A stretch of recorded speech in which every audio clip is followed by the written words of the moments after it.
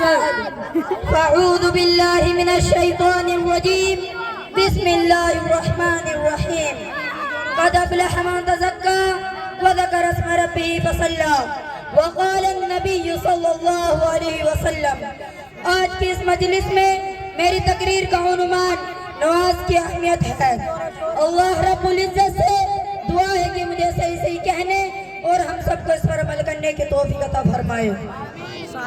خالق نے کیا بنائی ہے نور نظر نواز، خالق نے کیا بنائی ہے نور نظر نواز، اندھیرا تھا جہاں میں اگر نہ ہوتی نواز۔ بیرے غفلت پہ تیری ہستی نہیں، بیرے غفلت پہ تیری ہستی نہیں، بے ہستی نہیں۔ میرے دوستوں، حضرت زکریا علیہ السلام کے بارے میں قرآن کہتا ہے فَنَادَتْهُ الْمَلَائِكَةُ وَهُوَ قَائِمٌ يُصَلِّي فِي الْمِحْرَابِ۔ حضرت موسیٰ اور حضرت ہارون علیہ السلام کو حکم ہوا اقیموا الصلاۃ۔ حضرت شعیب علیہ السلام کی قوم نے ان کو طعنہ دیتے ہوئے کہا کہ یا شعیب صلاتک تأمرک ان نترک ما یعبد آباؤنا۔ حضرت ابراہیم علیہ السلام نے اپنے پیارے بیٹے کو ویران جگہ پر چھوڑنے کا مقصد بیان فرمایا ربنا لیقیموا الصلاۃ۔ حضرت لقمان علیہ السلام نے اپنے بیٹے کو وصیت کیا یا بنی اقیم الصلاۃ۔ مجھے صرف یہی بتلانا ہے کہ حضرت آدم علیہ السلام سے لے کر نبی کریم صلی اللہ علیہ وسلم تک کوئی زمانہ، کوئی امت، کوئی دور ایسا نہیں گزرا جس میں نماز کا حکم نہ ہو۔ نماز دین کی کسوٹی ہے مسلمان بھائیوں، نماز کو اللہ نے دین کے لیے کسوٹی بنایا ہے۔ جو فرق کرتی ہے کون متقی ہے، کون شقی ہے، کون مسلمان ہے، کون شیطان ہے۔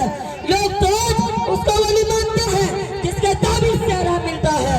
لوگوں کی نظروں میں ولی وہ ہوتا ہے جو صاحب کرامت ہوتا ہے۔ لوگ تو اس کو پیر مانتے ہیں جو عورتوں کو لڑکا پیدا ہونے کی بشارت دیتا ہے۔ لوگ تو اس کو اللہ والا مانتے ہیں جو غیب کی بات جانتا ہے۔ اور لوگوں میں بتلاؤں گا کہ ولی کی پہچان کیا ہے، پیر کس کو بنائیں گے، کتب کس کو بنائیں گے، ابدال کون ہوتا ہے، امام کیسا ہوتا ہے۔ یہ کسوٹی جس کا نبی آخر الزمان شہنشاہ دو عالم صلی اللہ علیہ وسلم آسمان سے جا کر کر لائے ہیں۔ اگر اس پر کوئی پورا اترتا ہے یعنی نماز کی پابندی کرتا ہے، پیر بھی بن سکتا ہے، کتب ابدال بھی ہو سکتا ہے، لیکن اگر نماز نہیں پڑھتا تو اس کا جبہ کبہ پہننا اور داڑھی رکھنا کچھ کام کا نہیں۔ آپ صلی اللہ علیہ وسلم نے فرمایا حضور اکرم صلی اللہ علیہ وسلم نے بین العبد و بین الکفر ترک الصلاۃ، بندے اور کفر کے درمیان صرف نماز کا فرق ہے۔ اولاد کی تربیت کرنے والوں اب تم بھی نبی کا فرمان سنتے جاؤ۔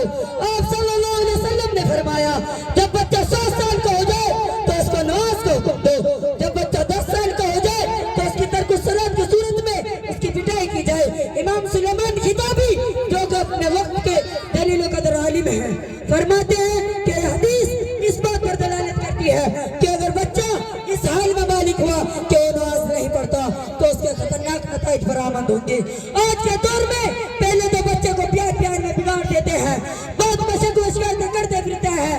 نماز بناؤ اور اپنے متعلقین کو نماز کی طرف لاؤ۔ نماز چھوڑنا بہت بڑا گناہ ہے، جان بوجھ کر نماز ترک کرنا کتنا بڑا گناہ ہے۔ حضرت موسیٰ علیہ السلام کے پاس ایک عورت آئی اور اس کی حالت یہ تھی کہ چہرہ زرد ہو رہا تھا، آنکھوں سے آنسو بہہ رہے تھے، کہنے لگی اے اللہ کے رسول میں ہلاک ہو گئی، میں برباد ہو گئی۔ حضرت موسیٰ علیہ السلام نے اس سے معلوم کیا آخر کیا ہوا۔ اس عورت نے بتلایا مجھ سے زبردست گناہ ہو گیا، آپ اللہ سے دعا فرما دے تاکہ اللہ مجھے معاف فرما دے۔ حضرت موسیٰ علیہ السلام نے فرمایا پہلے یہ تو بتلاؤ کیا ہوا۔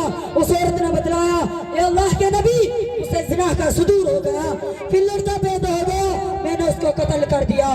حضرت موسیٰ علیہ السلام غصہ ہو گئے اور اس عورت کو ڈانٹ کر فرمایا کم وقت دور ہو جا، اور لوگوں سے کہا جلدی کرو اس کو یہاں سے باہر نکالو کہ اس کے گناہ کے نوسط سے ہمارے پر کوئی عذاب نازل نہ ہو جائے۔ عورت نہایت دل بستہ اور مایوس ہو کر چلی گئی۔ ادھر وہ آسمانوں اور زمینوں کا مالک یہ سب کچھ دیکھ رہا تھا۔ فوراً اللہ کی رحمت جوش میں آئی، حضرت جبرائیل علیہ السلام کو موسیٰ علیہ السلام کے پاس بھیجا گیا۔ حضرت جبرائیل علیہ السلام نے موسیٰ سے کہا اے موسیٰ اللہ فرماتا ہے تم نے یہ کیا کیا، خبر